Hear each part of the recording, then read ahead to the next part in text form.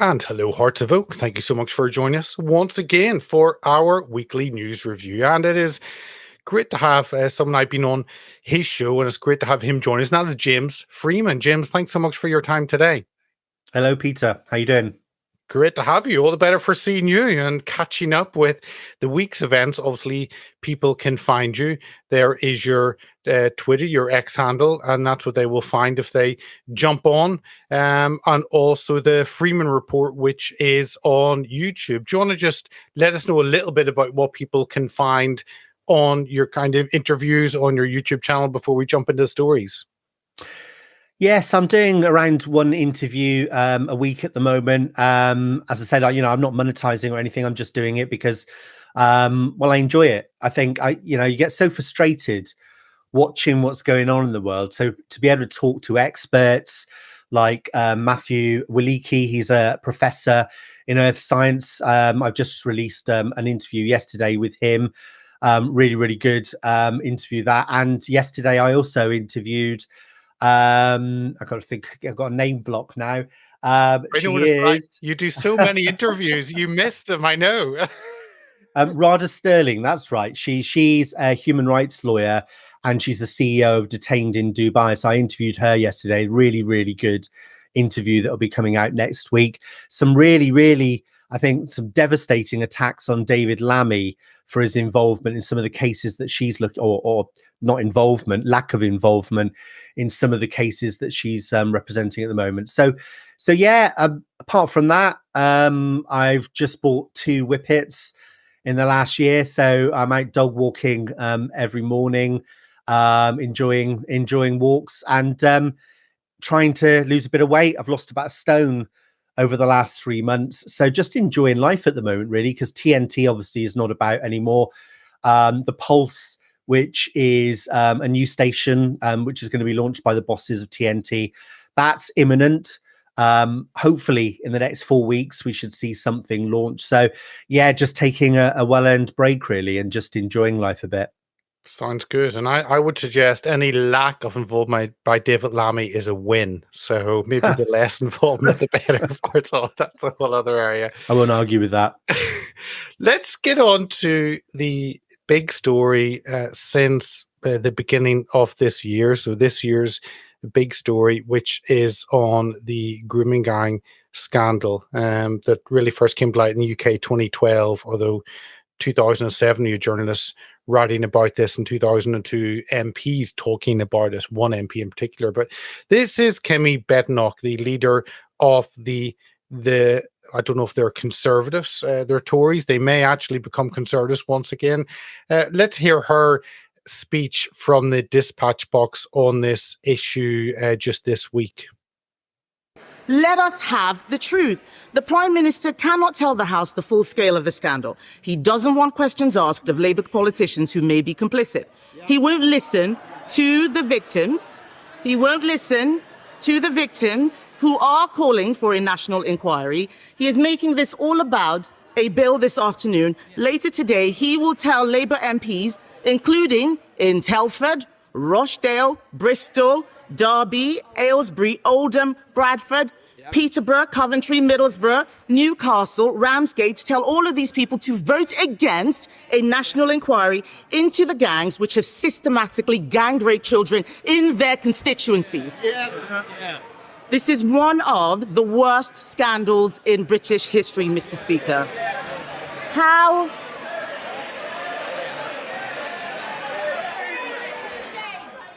Sorry?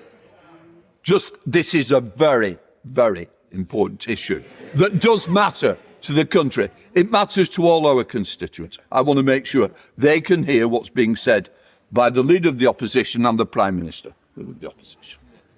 Mr. Speaker, this is one of the worst scandals in recent British history. But how are they going to explain to their constituents that obeying his whip is more important than doing the right thing?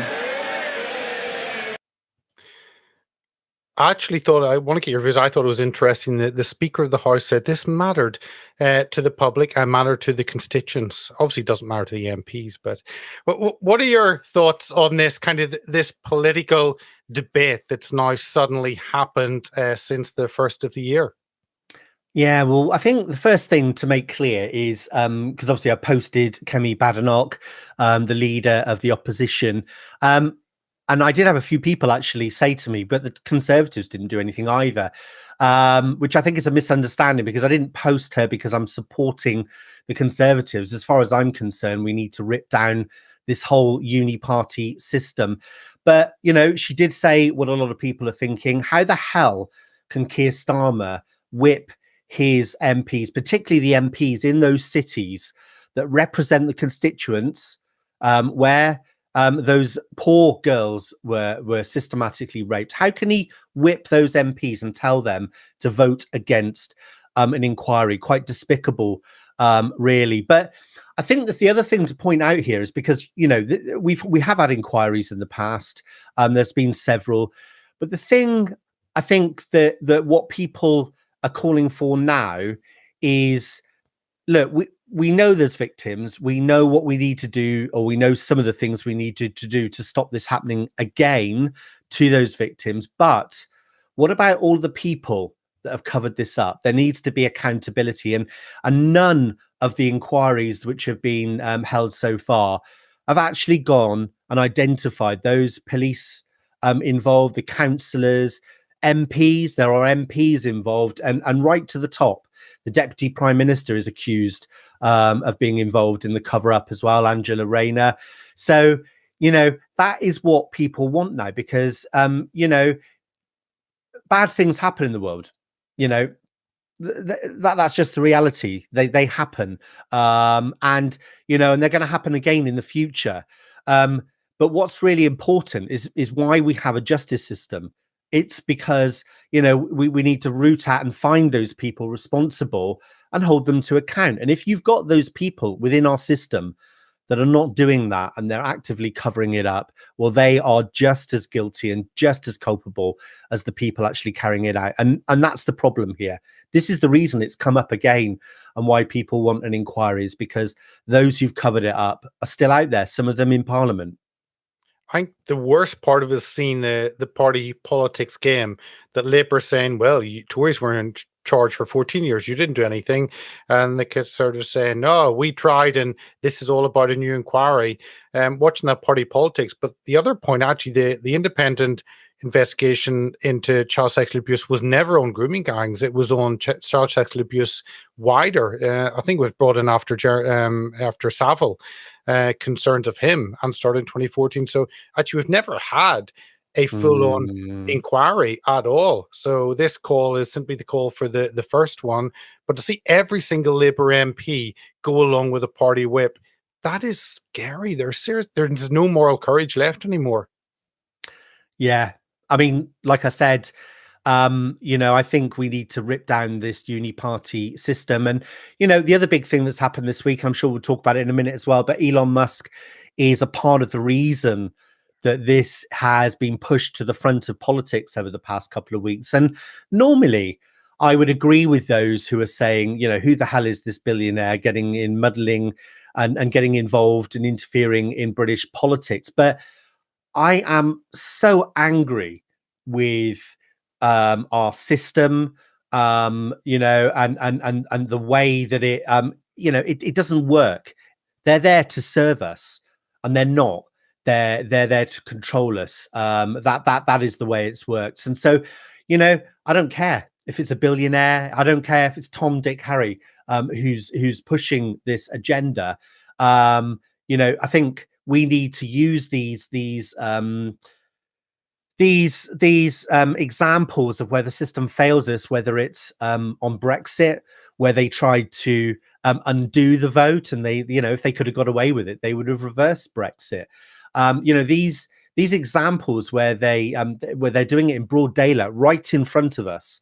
You know, this duplicity, this hypocrisy, this subjugation of the population they're supposed to serve.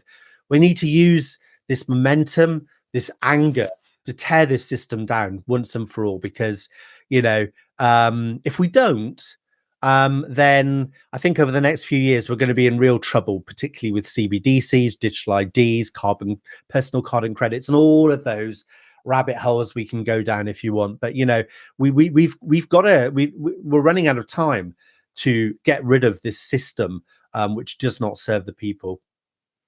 Let's look at the journalism side. This was a piece by Alison Pearson, who was one of the few journalists, actually, one of the few journalists for any national newspaper or media that came out of COVID with their integrity intact. One of the very few who spoke up fearlessly. And she has said her paywall was lifted on her Telegraph child rape gangs column.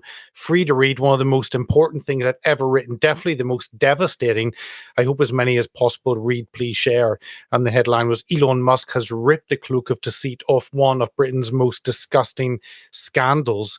And this is obviously not a new thing, but to have someone like Alison Pearson, who's an old-style journalist, who's in it because she wants to tell the truth. It's great to see people like that rallying and taking this as an issue and not being afraid, where maybe previously they've been afraid, but it seems kind of Elon Musk has given this ability for people to stand up and speak, where maybe before they were afraid to.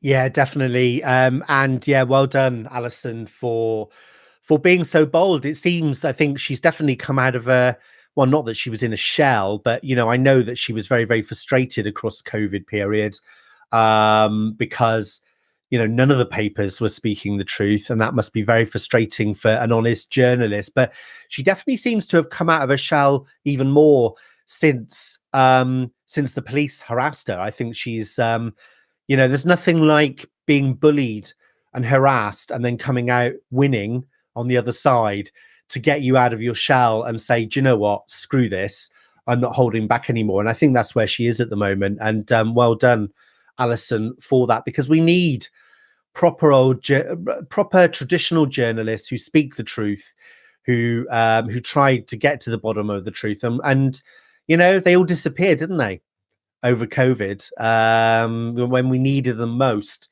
They all shrunk into their shells. A lot of them left the profession or were kicked out, the good ones, Sonia Poulton and many others. So yeah, it's good to know that we have actually got a few journalists with some principles. There are a few left, and this, of course, will run and run, and thank God that journalists across the board have picked this issue up, focusing on actually girls getting raped, hundreds of thousands of girls. Whether it's the left focusing on Elon Musk being awful for highlighting this, then again, it's the issues being exposed. So, but I think it's positive.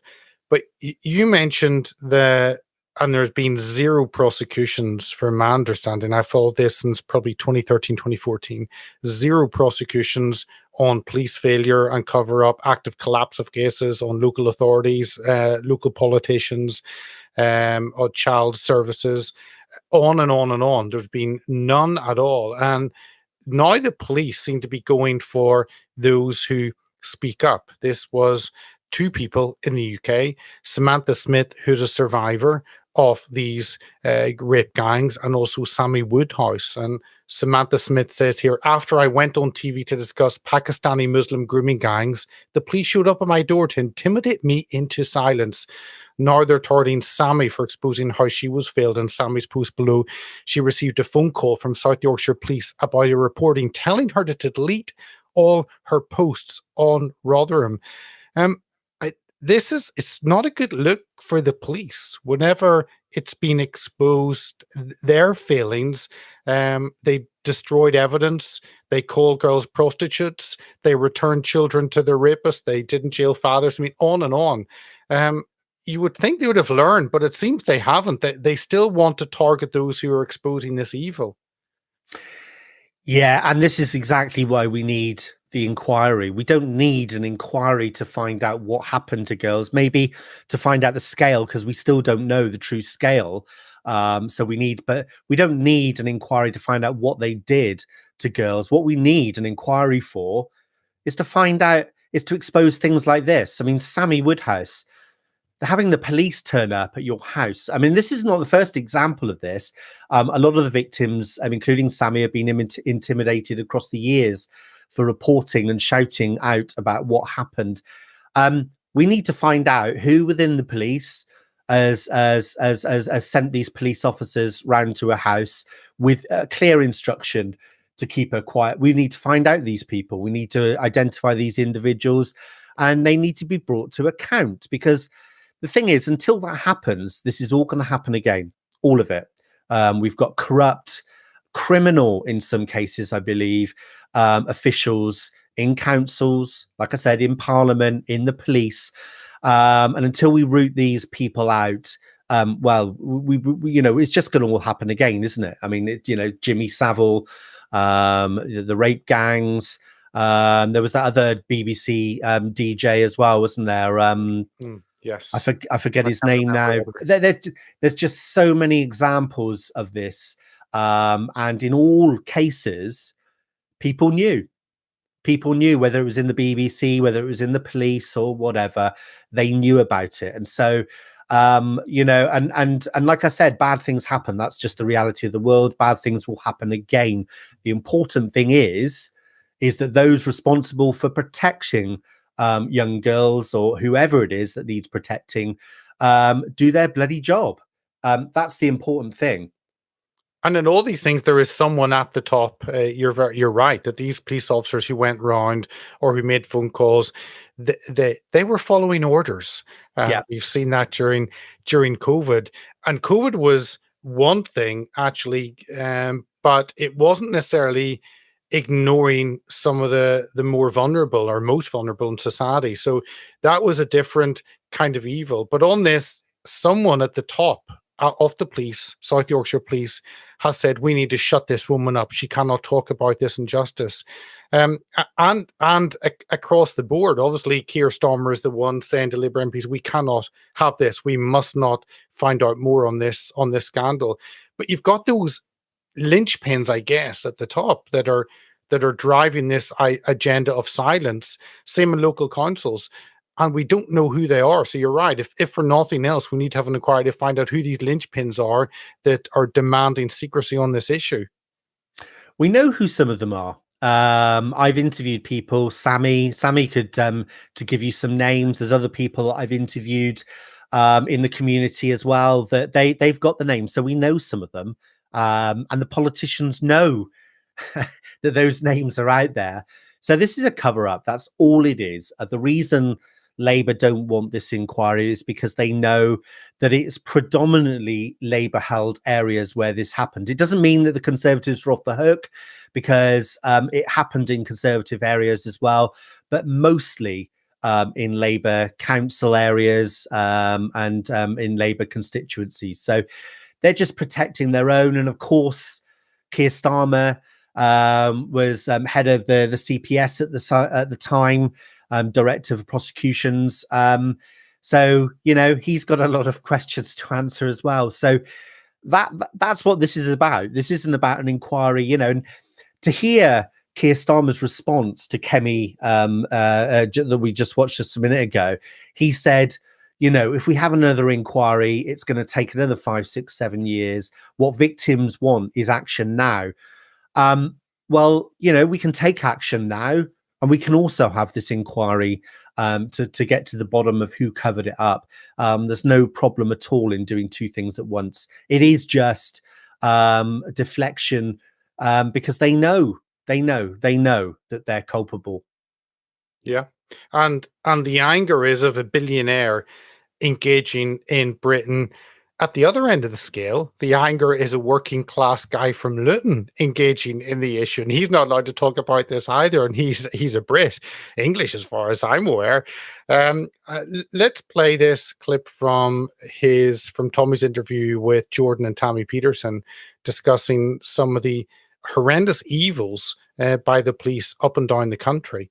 So when that report come out, and let me think of what name I give her, because I know all these girls and families now, but you're not allowed to use their hidden. So this girl, one girl, her father had rang 999, the emergency number. When they went through to get the history of how many times he'd rung the emergency services for his daughter, it was 200 times. Oh dear. 200 times he'd rang for help. 200 times. Then two fathers got together, and this is all in the report. It's not Tommy Robinson saying this. Two fathers got together and their two 13-year-old girls were in a house being raped by gangs of Muslim adults, yeah? The two fathers went round to get their daughters back. The police turned up and arrested the fathers. They left the girls in the house. There's another incident in this report. 5 Muslim men have a 12-year-old English girl. They've got her drunk. She's in a derelict house. They're all raping her, yeah? The police turned up. They arrested the 12-year-old girl for being drunk and disorderly. Yeah? This is the level of one girl. She was 12 years old as well. They got a hot iron rod with the letter M, and they heated it up and they scalded her bum because she was the property of Muhammad. Yeah, she was the property of Muhammad. Another girl they got and they nailed her tongue to a table. They used to take these girls out. We're not talking about sexual gratification here. Yeah, we're talking about total destruction of the most precious thing that we have, which is our daughters. I mean, it's hard to listen to, but I also, well done to Jordan Peterson for interviewing Thomas, so parts of that story can get out, and it shows the raw evil of what has happened. But yeah, Tommy is someone who's not allowed to speak in this, and to me, I don't care who talks on it, as long as the issue is put out and we get justice. That should be what people are looking for. I personally agree with Tommy. There may be someone speaking who I don't agree with, but hey, if they want to highlight the issue, then surely that is a good thing. I don't understand this anger of people who they're not on my side, they're not my tribe. So surely it's good for the issue to be dealt with. Yeah, of course. Like I said, it's simple. It's simple. This is just a cover up because they know that there is going to be trouble for them. Any inquiry. I mean, listening to Tommy there, I mean, my daughter is 12 years old. I can't even imagine what I would do.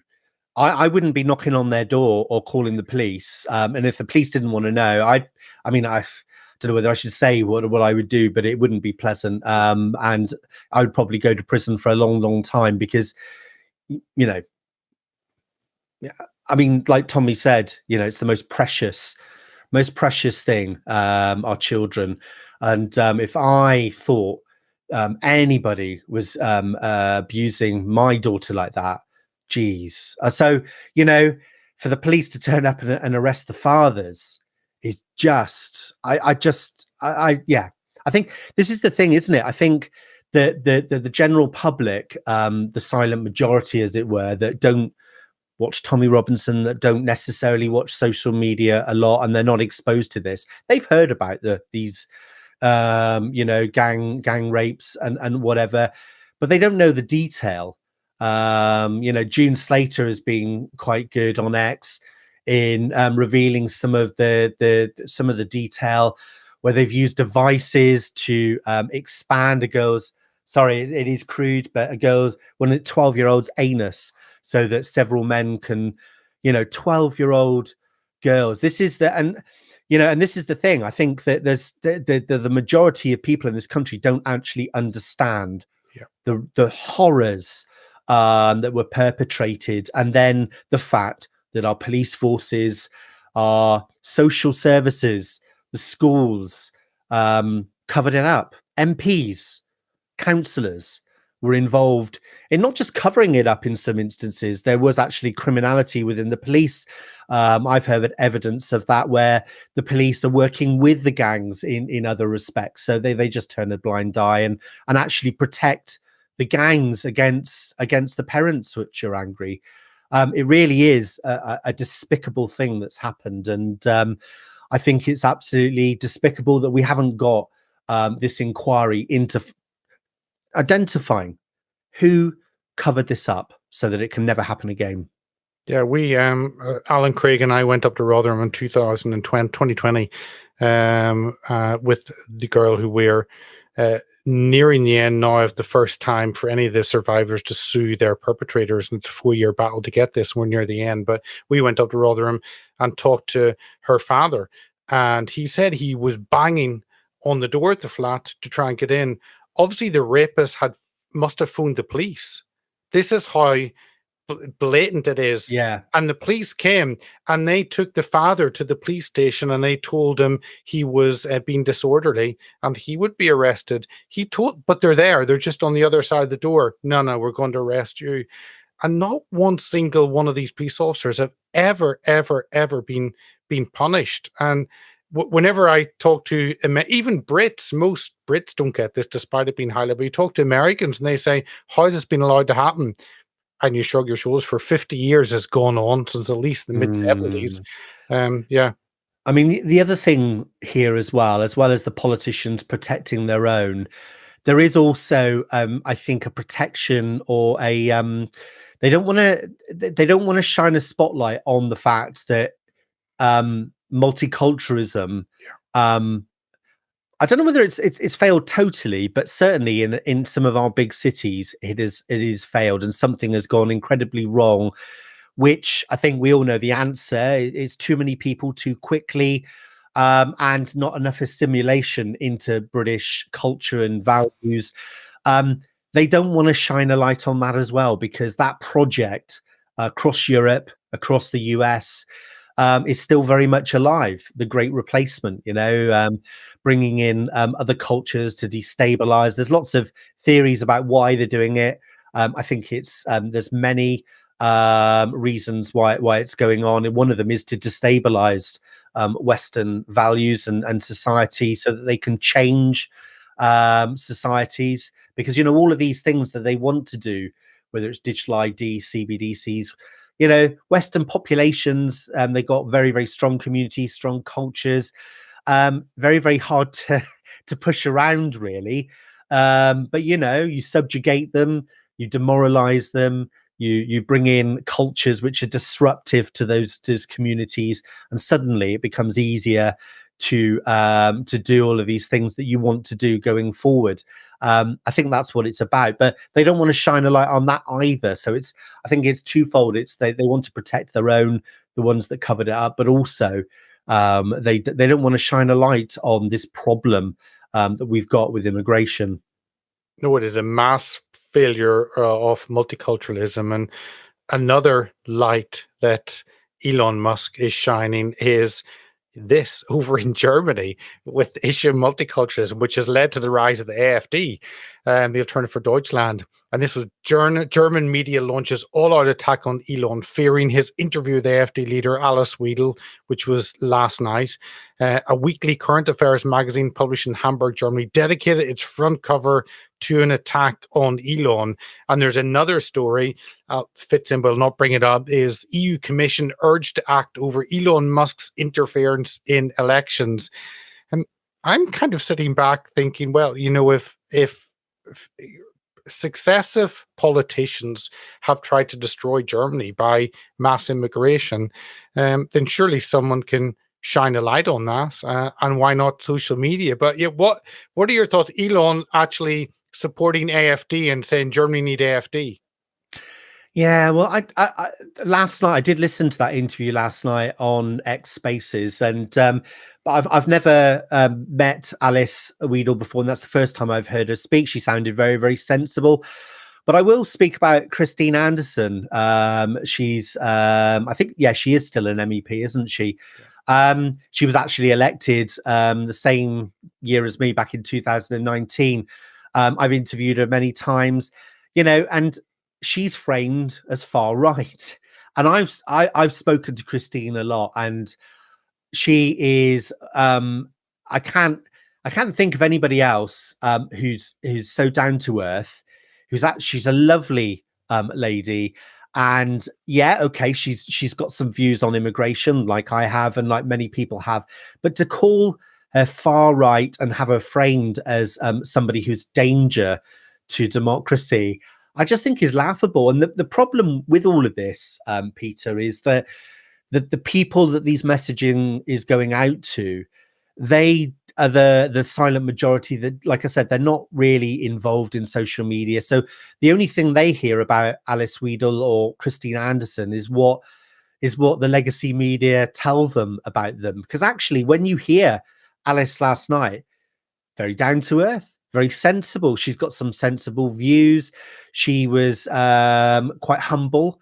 Elon was asking her about what she thinks the solutions are for Israel and Palestine, and she said, it's so complicated. I have to say that I don't know what the answer is. And so these people, when you actually listen to them, they're actually very, very down to earth and normal people.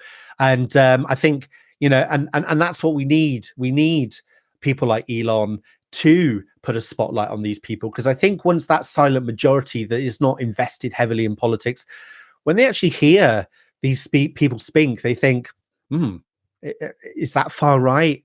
Are these the people that we should be scared of? And I think the answer is a definite no. And well done, Elon, for hopefully raising her profile. Yeah, man, I listened to the first 20 minutes of it, and we've got Christine on later in the month. I've talked to many, Peter Bystrom and Martin Sichert, and all different FD MEPs and MPs, and they all seem fairly sound, especially the remigration policy, which maybe Reform should adopt, but that's a whole other policy. Yeah. And I'll tell you what, the most amazing thing about Christine, and if you're going to speak to her, you can ask her about this, but ask her about her father and why she is a politician, and why because she is one of these politicians that she will go to prison to protect to protect freedom, to protect democracy, and to protect Germany. She's not, she's no snowflake, is Christine. She, ask her why, ask her about her father, and, and that story, because it's an amazing story about how he was put in prison after the Second World War for speaking out. And they had him in prison for years. Then he came out, and would he shut up? No, got out of prison. And this is in Germany after the war. And she's got that spirit in her. And these are the people, principled, conviction politicians that we want leading us. Not this bunch that we've got in at the moment that, quite frankly, are more worried about their careers than they are about the actual job that they've been voted in to do, which is to serve the people. Yeah, 100%. And I will ask Christine about that. There's been another issue that Elon has been causing, and just to keep a kind of American-ish theme on all of this for the Warren Posse watching, and it is this on funding. This, of course, bring it up again. Sorry, this was the rumor that Musk may give 100 million to Reform to Nigel, but this is Mario Nefal talking about Starmer slams Elon while taking Cayman cash. Keir Starmer's Labour Party buyed £4 million, not bad going, from a Cayman Islands hedge fund, the largest donation in the history of the party, conveniently reporting it post-election to dodge security. Yet Starmer wants tighter donation laws that would block Elon from funding Nigel Farage's Reform UK party. It seems so it's good enough for the Labour Party, but they can't let anyone else have any of this money from abroad. And I can imagine Starmer must be so scared that Nigel may actually receive some large donations that would help them continue going well past Labour in the opinion polls. Yeah, I mean, look, I think in terms of principles, I think that we, it's like the American elections, basically. I think this, I don't know all of the stats, but I know that this election we've just had in the States has bucked the trend historically, in the sense that Trump won with a fraction of the money that the Democrats spent. Normally, US elections are determined on who spends, who has the biggest budget. I don't think politics should work that way. And I do agree, not for the same reasons, but I do agree that, we need to find a way to stop foreign money influencing politics in the UK. However, obviously, the reason Starmer wants this stopped now is hypocritical, because, like you said, they're taking money, the largest donation ever to the Labour Party, from a hedge fund in the Cayman Islands. But yeah, I don't know how we do it, but we do need to get money out of politics so that it is a battle of ideas instead of a battle of budgets. And to be honest, though, I don't think Reform need that money. I think there was an opinion poll that a survey that came out in the last couple of days, and Reform are neck on neck with Labour. I think it's on. I think it was it about 26%, something like that. I saw 27 or 28. So Yeah, it was something like that. definitely- But they're neck and neck, and the Tories on 22%. I don't think reform need it. But again, it's just the hypocritical nature of our politicians and our political parties. Oh, it really is. And here's another, looking over at the Conservatives, well, actually, what Labour are doing to the economy, it seems to have gone to the radar. Actually, no, that's the next story. Let's go with this. But this is a comment. I suspect Liz Truss was the UK's first non-WF Prime Minister since before Blair. And this is Zoe Harcombe, who hadn't come across before. But she was not supposed to be chosen by party members, so true. That's why the establishment sabotaged her and installed their chosen one, Rishi Sunak. And this is, we actually will continue. The next one is on the budget as well. But these highest in whatever 20 years borrowing costs. But yeah, it was Liz Truss that was causing the damage and not Rachel from accounts. But there was an interesting comment about non-WF because all our prime ministers are up there on the WF website proudly displaying their characteristics. And Liz Truss seemed to have been different, although I don't know, maybe secretly she was. But yeah, what were your thoughts whenever you had seen this and reposted this? Yeah, I mean, I think it was clear that Liz Truss wasn't supposed to be elected prime minister. That wasn't part of the plan. And then so they the bond, the insurance markets, there was a real bubble there at the time anyway. So all somebody did was, powerful people just gave it a prod, created a bit of a problem, and then that was the justification for getting rid of Liz Truss. But I do worry about the British economy at the moment. Very, very worried to the extent that my wife works out of New York, so we've got the option of going to the US. I'm considering it because if things don't change in the UK, I think we're heading for a massive crash under Labour. Because look, Labour keep on talking about this 22 billion black hole, but they borrowed, I think it's 40 something billion, 22 billion of which they're planning to spend on carbon capture technology, which, every other example around the world where they've done this, it hasn't worked. It's just going to be a colossal waste of money because even if the technology did work, India, China, America, they're all going in the other direction. And the UK, I think, represents around 1% of emissions globally. And what we can influence how much of that by these carbon capture. I mean, it's literally just like pissing in the wind. It doesn't make any difference at all. So I would worry about giving Ed Miliband £100, never mind billions. But yeah, I mean, the other thing, that is very, very worrying, isn't it? Is in the cabinet, there's not one person who's ever run a business. So we've got people running the economy that just haven't got a clue how to run the economy, and they're all ideologues, globalists. Yeah, I'm worried. I am very, very worried about the British economy at the moment. It is because it does kind of look like children. You look at Rachel Reeves, she doesn't seem to know what she's doing. God help us that Angela Rayner could actually be deputizing as leader of Britain, and then Lammy as representing Britain abroad.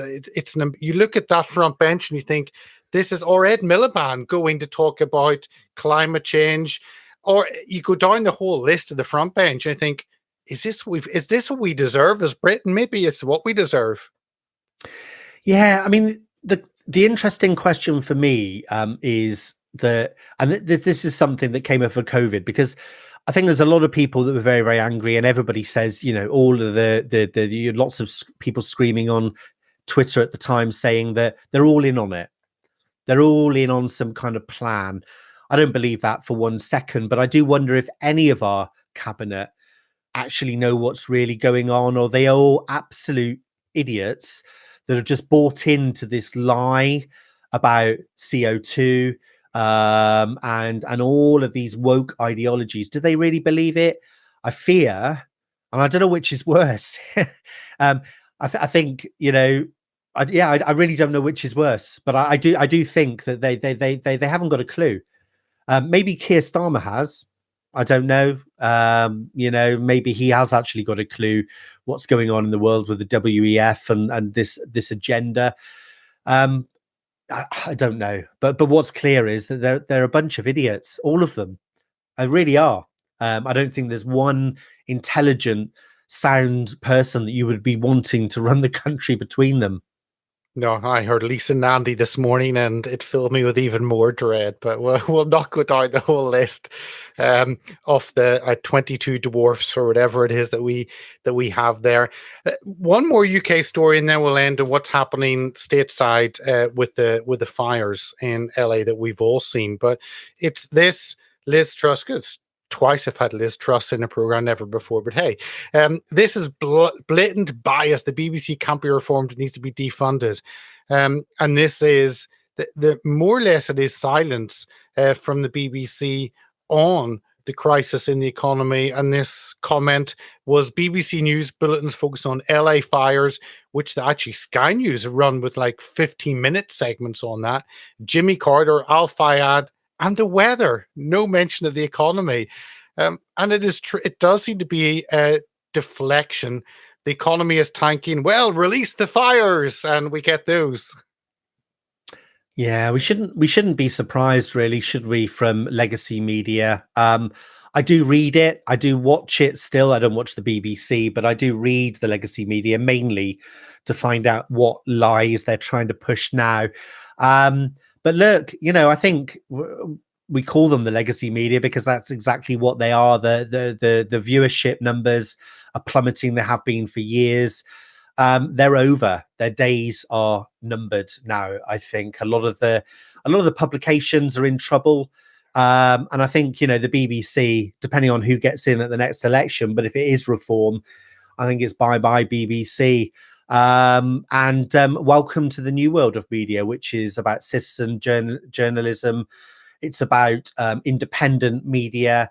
And yeah, people that don't have, that are not controlled by the globalist infrastructure, that are not taking money from billionaires, that are not funded by corporations. That's what we want. That's what we want. So yeah, no surprises, I think, from the BBC that they're ignoring that, because it's not the narrative that they want to portray, is it? No, it's not. I will jump to the last one, but let me just comment on James's pin post for those maybe not following anything European. It was elections in Romania. Georgescu talking about the court overturning basically the vote and cancelling the elections. Look on that, and that fits into what we're facing in the UK. But it's a really important 2-minute clip from him, having lived in Bulgaria and Bulgarian wife, and I look across the border. But just something of interest. We don't have time to touch on, but it is a fascinating subject. So do look at that. And it's worth as well, if you go to my YouTube channel, the Freeman Report, I actually interviewed Georgescu back in October, just before the election. I'm in contact with him as well, close contact with him, and I will be working with him as we come up to this the rerun of that first round. I do wonder what's going to happen in Germany if AfD win. I really do wonder if they'll try and pull the same stunt, because, you know, the EU really going to allow the AfD, because, you know, it's clear, I think, what's going to happen. I mean, the EU is done for, isn't it? Well, it'll be the same that happened in Austria, with the FPO being blocked and now them having to force to talk to them. So that'll be anything but the AfD. But if the rest cannot agree and they haven't been able to have a coalition, then they'll be forced to talk to them. But it's just how well they do and whether they get above certain thresholds. Yeah. I mean, obviously, you tend to have coalitions, so it'll be a coalition of the losers, I'm sure, in Germany if AfD did come first. But you know, they can only carry on doing this for so long. It's like in France with Le Pen. You know, they can keep on trying to obfuscate things, trying to put blocks in the way, but all it does in the end is make them more popular, because people don't like being told what to do, not in a democracy. So I think the EU's days are numbered, and I like yourself, I look forward to that day. It's going to be great fun. But let's finish with what's happening on the West Coast over in LA in the US. And Bernie had put up one of the great proponents of free speech, and she suffered for it. But she said California, as fires devastate many areas, been reported that the hydrants ran out of water due to drought. And you can see the video of the journalist chasing Gavin Newsom down to find out what happened. But 10 years ago, California approved a $7.5 billion water project to construct water storage facilities.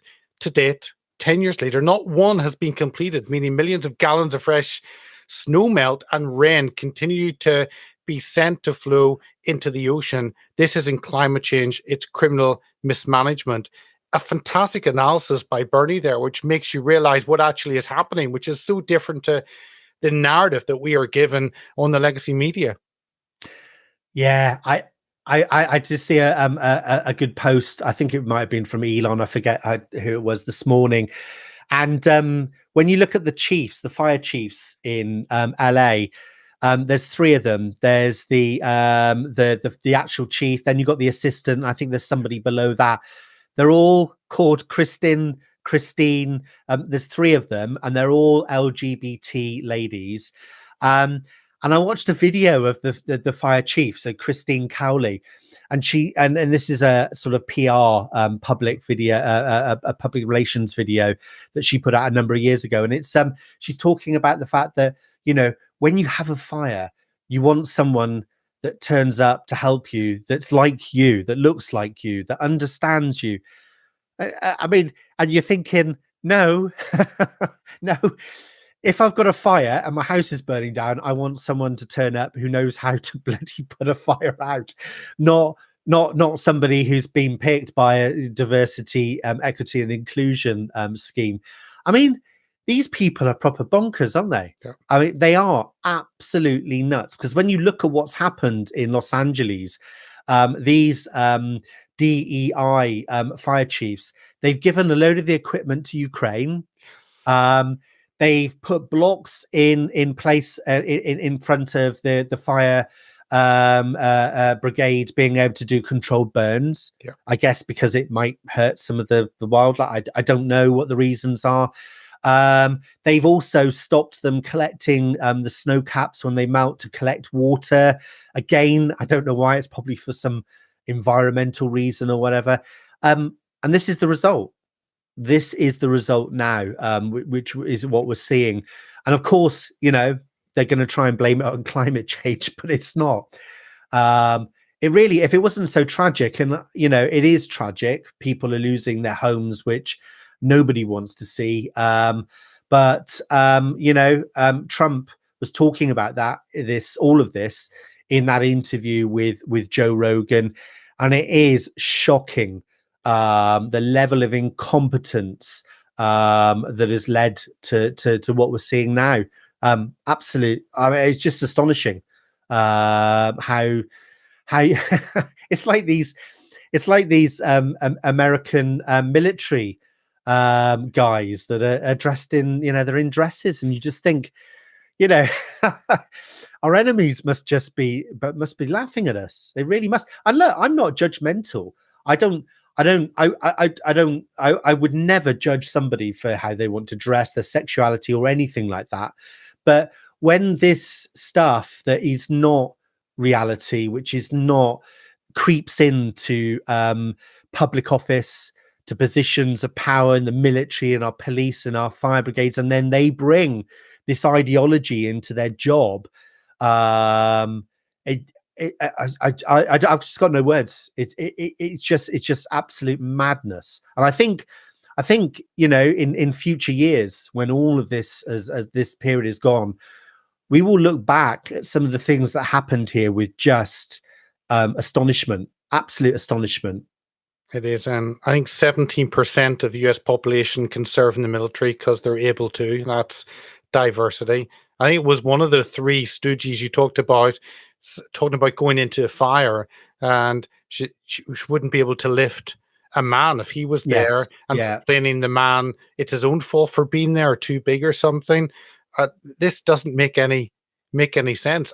And then you're right on Trump giving it a 7-minute rant. That's how it was billed on Rogan. Now, actually, 7 minutes of wisdom.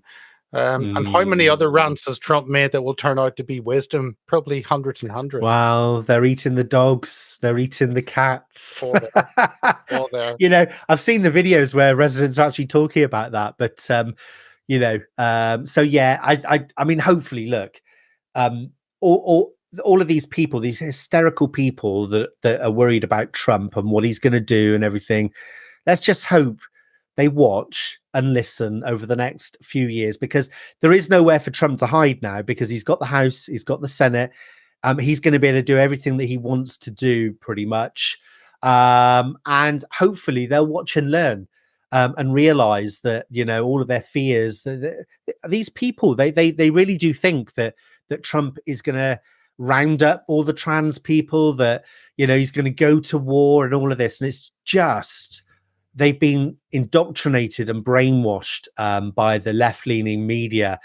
I feel sorry for them. I feel sorry for, especially, all the videos after the American election of these young, woke lefties crying. I mean, they're not making it up. They're petrified. They literally think America is coming to an end because Trump's coming in, and it's just laughable. It really is. I don't think there are enough people, 20,000 people in the capital of Greenland, and they're probably not enough to go in a Trump Tower, so it's probably not going to happen. But James, really appreciate you coming on. Thanks so much for coming on and giving us your thoughts on all of those. Yeah, thank you very much, Peter. Let me just leave the viewers 2 little pictures just to leave you with. This was Carl Benjamin posted, "Why doesn't Labour want a national inquiry into the Islamic rape gangs?" That was Carl Benjamin's post, which I thought certainly gave me a smile. And there was another one, which was a Musk post. Although that doesn't narrow it down, I know, because Musk is posting prolifically, non-stop, thank goodness, on the UK and on our failures. And this was his post. Which I don't want to clear your name. It would clear your name, right? Well, if you're head of the CPS from 2008, 2013, you may have some skeletons in your closet. So something to give you a smile over. But James, thank you so much for being with us today. Always good to talk to you. Appreciate what you do, interviews, Freeman Report, all of that, and look forward to seeing you back on the pulse very soon. Yeah, cheers, Peter. Thank you.